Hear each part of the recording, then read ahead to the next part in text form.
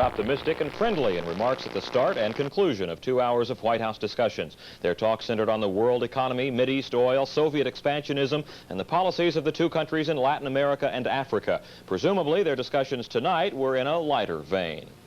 Pope John Paul II is flying back to Rome tonight, bringing to a close his 12-day trip promoting human rights and peace. The pontiff's final stop was a 4-hour visit in Anchorage, Alaska, where he received a sample of Eskimo culture. A dog handler on Admiral Byrd's 1928 Antarctica expedition spent 50 minutes with the Pope, showing him the finer points of driving a dog sled. The Pope was also presented with a knee-length sealskin coat by the natives. Before leaving, Pope John Paul said Mass for some 40,000 people in below-freezing temperatures. Coming up, Bill O'Connell's supposed to be talking hockey. Now you tell me it's boxing or whatever. Well, the Bruins were supposed to be playing a hockey game at the Garden tonight, but the Bruins and North Stars seemed more interested in brawling than skating. I'll have that story and all the sports next on the update.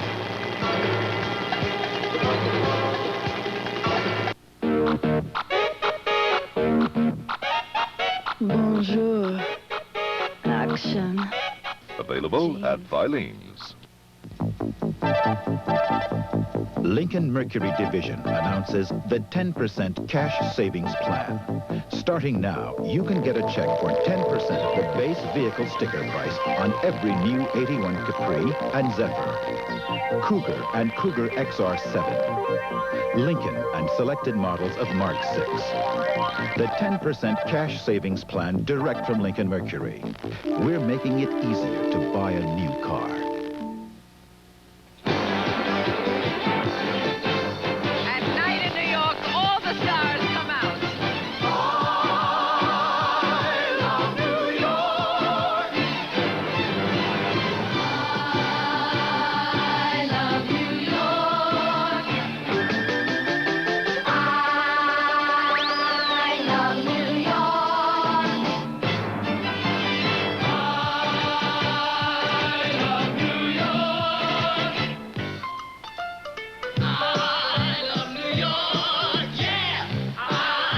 You'll love New York at night.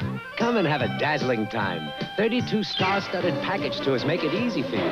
For more information, see your travel agent or call toll-free 800-323-1717. You took the words right out of my mouth.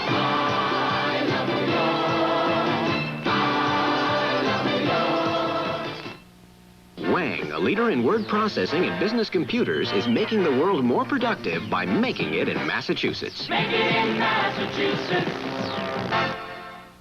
Round one, here's your play-by-play announcer. One of the wildest ever, John. The tone of tonight's Bruins game was set in the first 7 seconds when rookie Steve Casper tangled with Minnesota's Bobby Smith. Both received 7 minutes in penalties, but that was only the beginning. At the 8:58 mark of the period, Ray Bourque high-sticked Al McAdam in the Bruins' end, and that set off a wild scene. Bourque and McAdam started their impression of Thursday night fights, and everyone else took their cue. Brad McCrimmon and Greg Smith started a battle at the other end of the ice. McCrimmon then got tangled with a linesman and the North Stars' Gordy Roberts. That broke loose on the runway next to the Bruins bench. Referee Dave Newell whistled 196 minutes of penalties during this one brawl, 91 of them against the Bruins. There were 12 players ejected, 5 of them Bruins, and about the only thing the teams failed to break was the 1-period mark for penalties. They eventually set a new standard for most penalty minutes in one game, 394 minutes. Unbelievable and a bit disgraceful. When they started playing hockey again, the Bruins got a shorthanded goal that produced the win. Rick Middleton feeding Cohasset's Mike O'Connell for the first one. In the third period, the North Stars' Tim Young inadvertently put the puck in his own net, beating Maloche, and Middleton got credit for it. A minute, 2 seconds later, Middleton had his second shorthanded tally, and the Bruins had a 5-1 win. The North Stars have never won at Boston Garden in 35 tries, and after tonight, they probably hope they never see the old building again.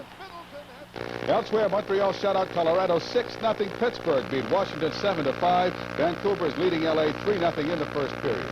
Celtics are resting in Atlanta tonight prior to their meeting with the Hawks tomorrow. Then it is back home for a Sunday matinee against the Sixers, and that'll be seen here on Channel 7 starting at 1 o'clock. In the NBA tonight, San Antonio 123, Seattle 113, Kansas City topped Dallas 105-102. There was a first-time ever playoff to determine which state college basketball team would win a slot in the NCAA Division III tournament. Salem State, they'll be in red, and Mass Maritime had wound up tied for the conference title with 15-3 records. Each had beat the other on the opposition court. Tonight, Salem won a beauty 78-72. Kent Kosher, number 33, topped his team with 20. Freshman Tony Rillick led the Buccaneers with 23 in a tight game that was tied at 70 with a minute and a half to go, but Salem ran off a half a dozen straight. Somerville's Wayne Hanscom got 18. The final 78-72 in a beauty. In other college basketball tonight, Vermont edged BU by a point, 60-59. UNH bombed UMass 94-66, and in hockey, Maine beat UNH 5-2. Carlton Fisk's attorney, Bob Teef, told Newsroom 7 tonight that other clubs besides the Red Sox, White Sox, and Toronto are now in the running for the services of the free agent catcher. Teef declined to name the clubs. He added that he hasn't talked with the Red Sox since last Friday. Fisk's attorney also said no timetable had been set for Fisk to make his decision. Meanwhile, Fisk's old battery mate with the Red Sox, Louis Tiant, impressed the Pittsburgh Pirates in his first workout.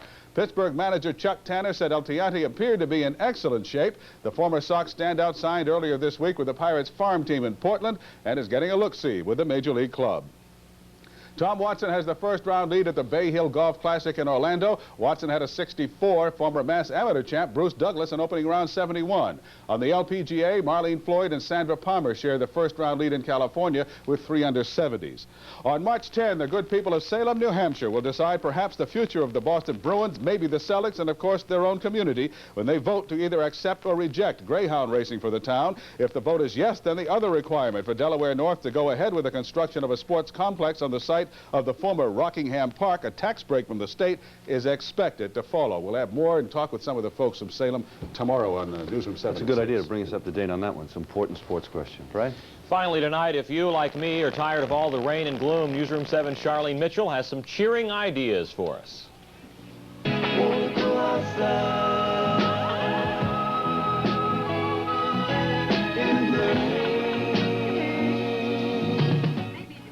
You may be depressed with all of this rain we've been having, but look at it this way. It's helping the drought, and besides, it's romantic. There are all sorts of things to do in the rain. If you're worried about wet hair, you can always buy a hat. Or if the chill of rain makes you want to warm up, there's nothing better than a hot, frothy cup of exotic coffee. Oh, on a rainy day, I like to stay home, relax, watching TV, having a nice cup of coffee. But if your taste is for something stronger to warm your insides, rainy days are good for sitting at a bar. Some bartenders even recommend special drinks. Oh, hot-buttered rum, rum cider. I was uncertain about what to do on this rainy day, so I got myself a guidebook of Boston and picked a special spot. Quincy Market is a wonderful place to go in the rain. There are pretty things to cheer you up, and yummy things that will make you fat if you aren't careful. Rain is not so bad. In fact, most people find things to do. I like to cut wood out in the woods in the rain. Walk in the rain. It's nice. Drink and party. But not everyone likes the rain. It's definitely not good for the shoe shine business. And raining or not, some people just like to do their jobs without talking to reporters. Oh, you like the rain? I just want to ask you, do you like the rain? That's